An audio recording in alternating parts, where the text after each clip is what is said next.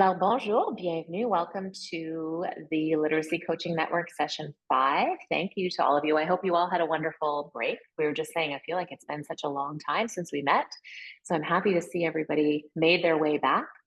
And we're going to look at chapter 6 today. So I am Jordan Sloan, and I am one of the co-hosts for this session.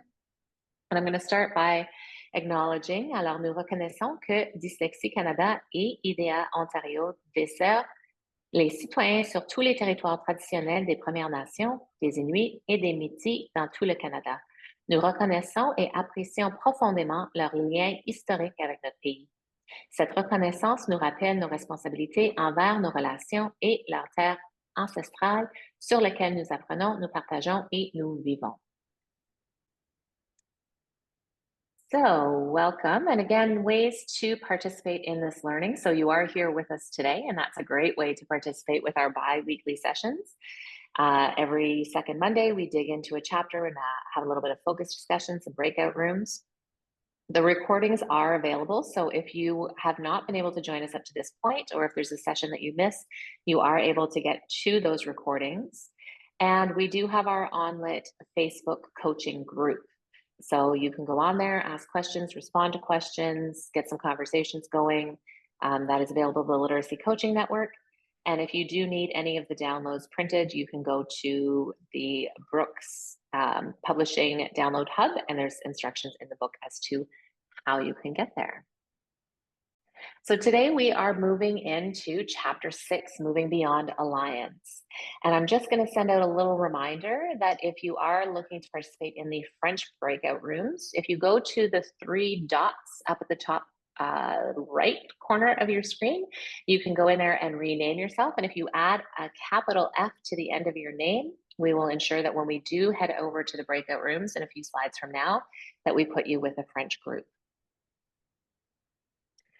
So again, it just seems like ages ago, but getting ourselves back in, I had a great time reading this weekend. And if you remember way back before the break, we talked about using alliance strategies to lay the foundation for effective coaching. And we talked about why alliance strategies, which go just a little beyond our developing relationships, are important in coaching and what strategies we could use to build and maintain those alliances.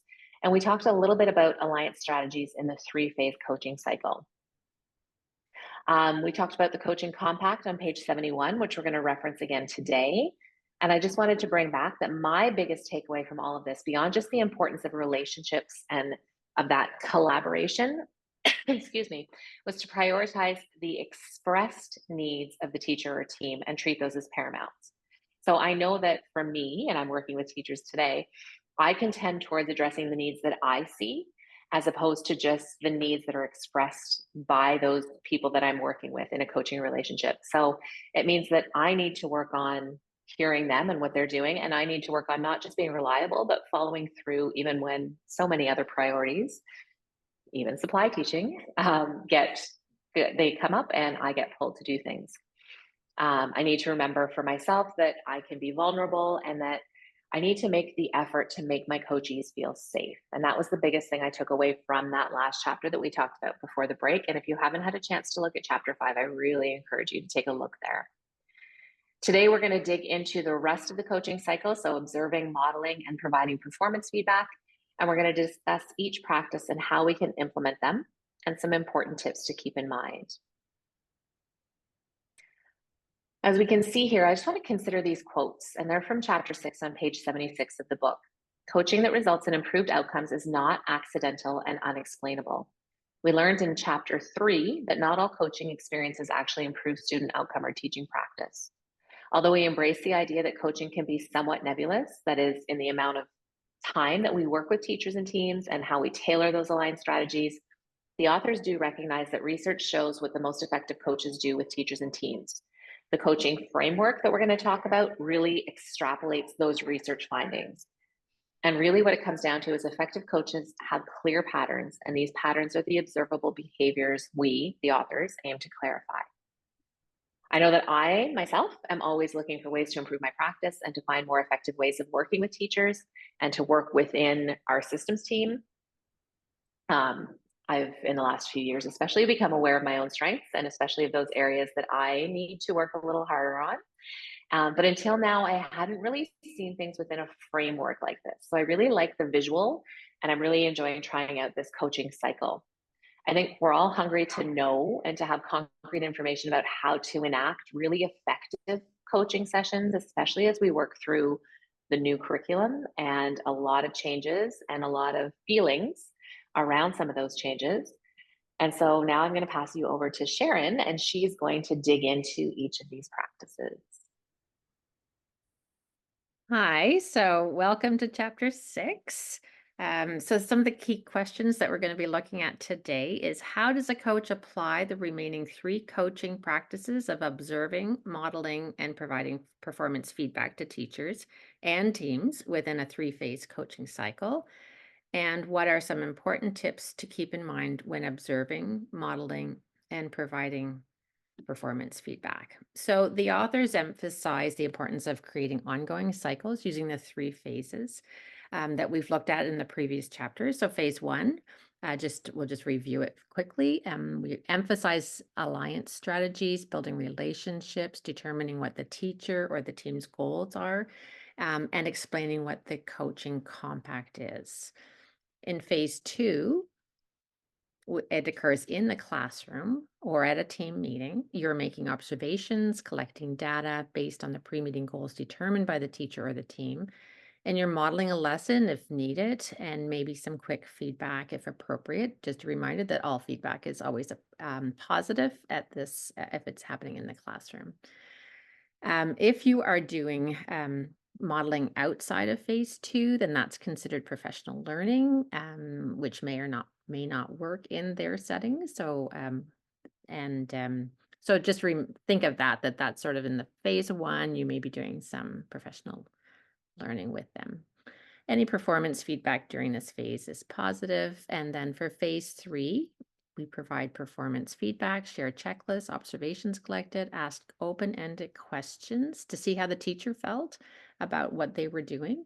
And during all phases, just remember that the alliance strategies are key, that we are keeping it positive and specific on what they have set as their goals.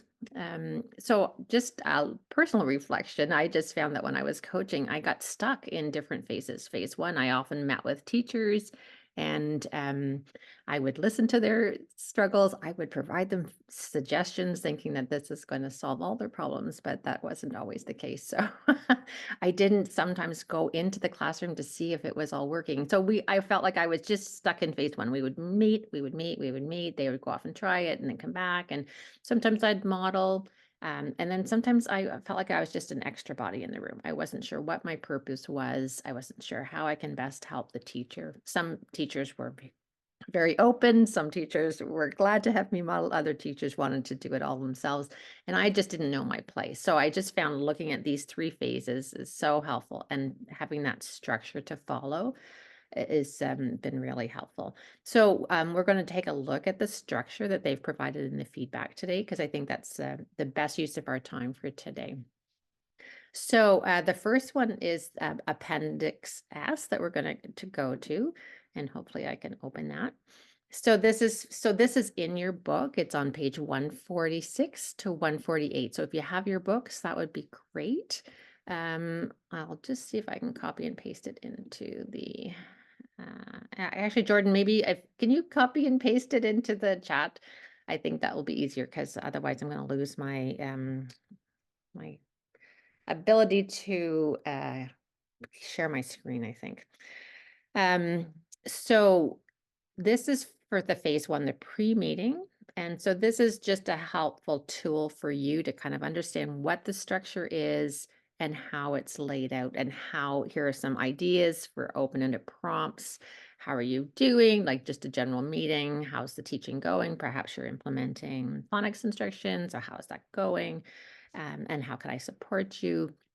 And then put it back on them. Why is this necessary? Like, why do you want help in this area, and how will we measure if you've met your goals? Then the more open-ended questions, you're explaining what you're going to do during an observation. I'll collect data by, and then you would fill that out.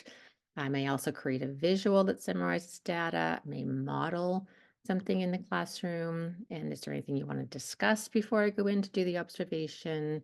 Anything that I should be looking at, conducting? And then explaining to them that we're going to talk about what happens during that time. And then just reviewing some of the alliance strategies. So on each of um, this laid out structure at the end of that, it has the reflection prompts. So how did the meeting go? What were some steps you took to, what will you take next time to improve the pre-meeting? And just some good reflections. So that's the first one. We're going to go on to the second one, phase 2. So this is the in-class meeting, and let's just go through the structure of that. So in this one, you're thinking about what data are you going to collect? What does the teacher or team, what are they doing currently? How is it going to affect the student learning? What's the school's vision? Like, is this based on the board's vision? What is it that you're implementing?